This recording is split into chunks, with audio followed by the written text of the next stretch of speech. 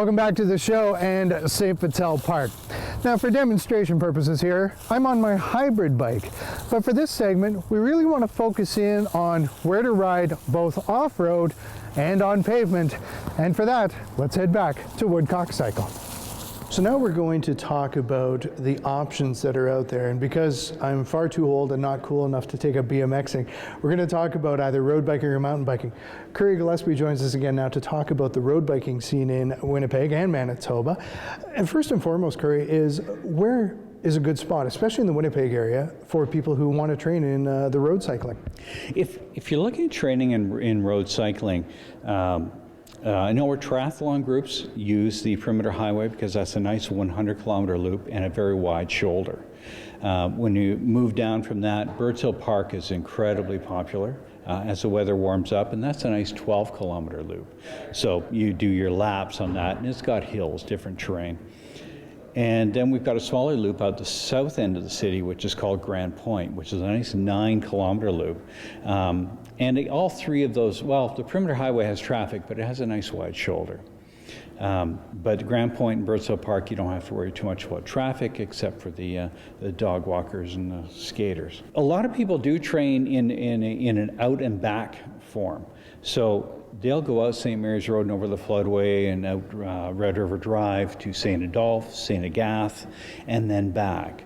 Or they'll go out Roblin to Headingley, Beaudry Park, and back. A very popular one is out Henderson Highway, out to Lockport and Selkirk, and back. And then when you're looking for a 160-plus kilometer route, some people do a lunch in Beausejour, so they'll head out north and go to Beausejour and back into the city.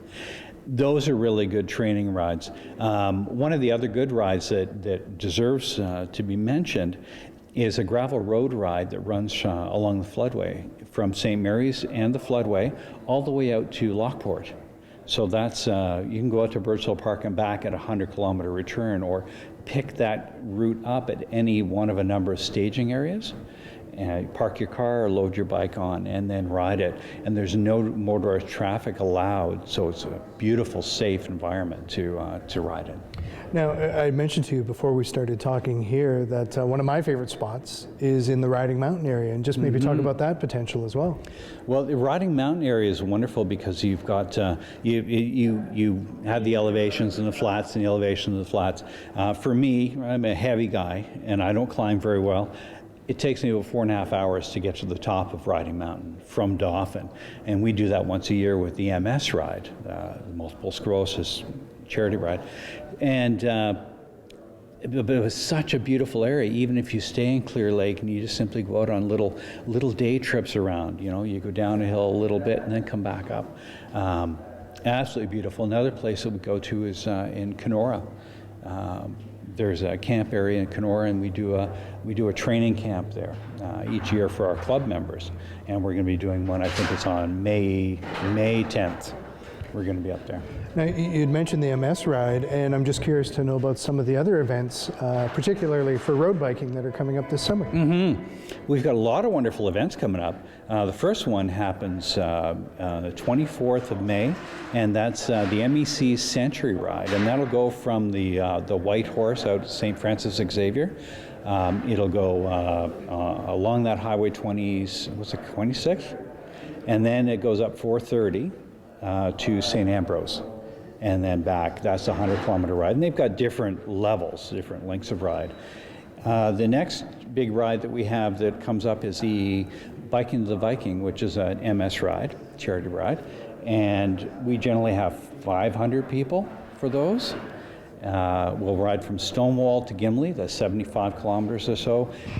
Overnight there, big dinner, enjoyable, lots of friends and family, and then we'll ride the 75 kilometers back. So in total, it's 160 some odd kilometers return over 2 days.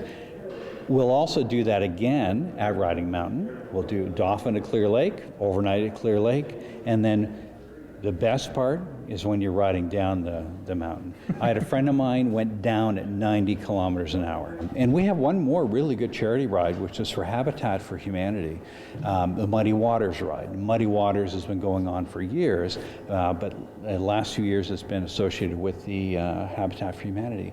And that's another ride where there's several different distances, including 100 miles, which is 160 kilometers. Woodcock Cycle obviously is a great place to get information, but if people are looking for more, sitting at home and have the computer at hand, where's a good place to go to find more information on these events? Well, you can go to mbcycling.ca, which is Manitoba Cycling Association. You can the website woodcockcycle.com, and there's other bike shops as well would promote that. Habitat for Humanity has the information for the Muddy Waters ride.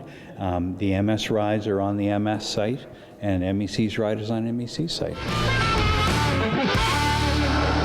Now, from the road to the trails. We're going to talk a little bit about mountain biking now, and no better person to talk about that than Jackson Locken here at Woodcock Cycle.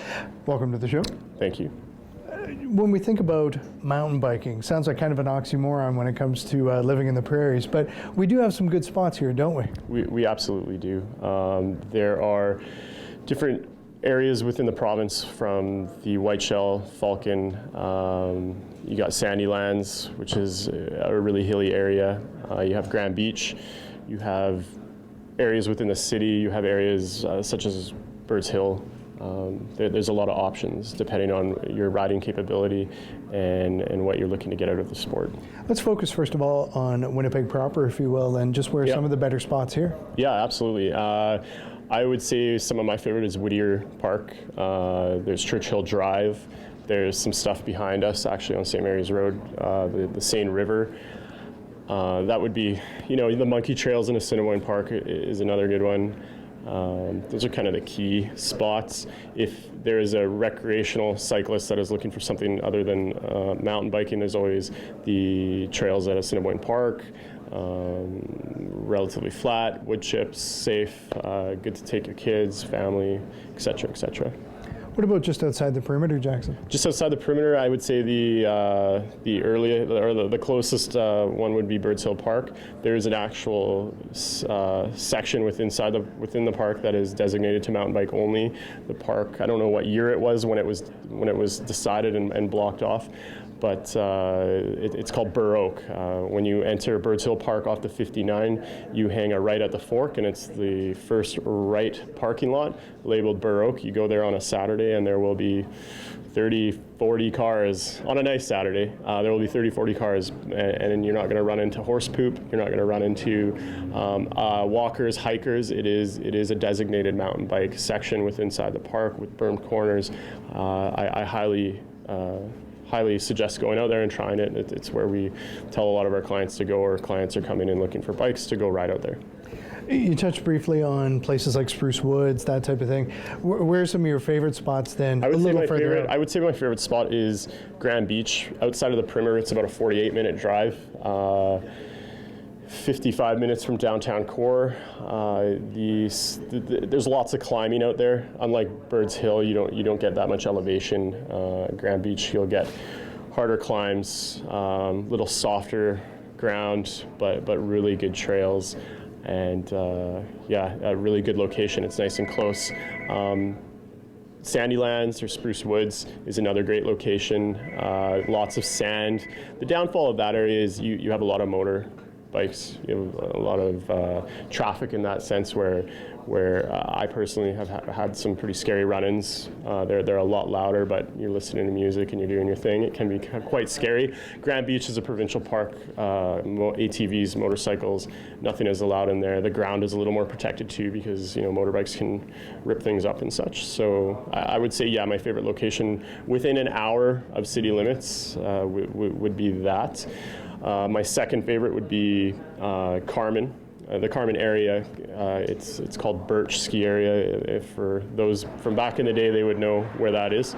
And that is where we had the Pan American Games. I would say a lot of individuals that came out there and rode for the first time during the Pan Am Games had the expectation that this was a flat place and that there wouldn't be a lot of climbing. And I'll tell you this much: there is a ton of climbing out there. There's elevation like nowhere else, I'd say, in this province.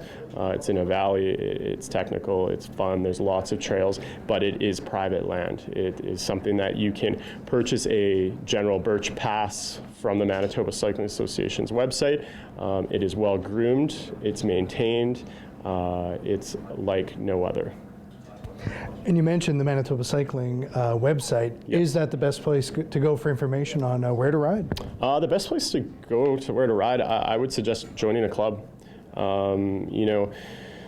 Manitoba Cycling Association is going to promote races and whatnot, and things going on in your community. To know where to ride or know where to go, I would consider going to your local bike shop and joining a mountain bike club or a road club and figuring out from there where to go. I wouldn't suggest in some locations, like Birch, where you go and you need permission to be on the land and you need a pass, or there's places such in the White Shell considered or called Ingolf, where you can get lost. I don't like saying, hey, go to Ingolf, it's great, it's my favorite trail, and they go to Ingolf and they spent the weekend out there lost in the bush. It's good to go with a group of people, learn the trails, learn the systems with today's technology in mapping, GPSing. All you got to do is go once with a group and you kind of got a good idea where to go.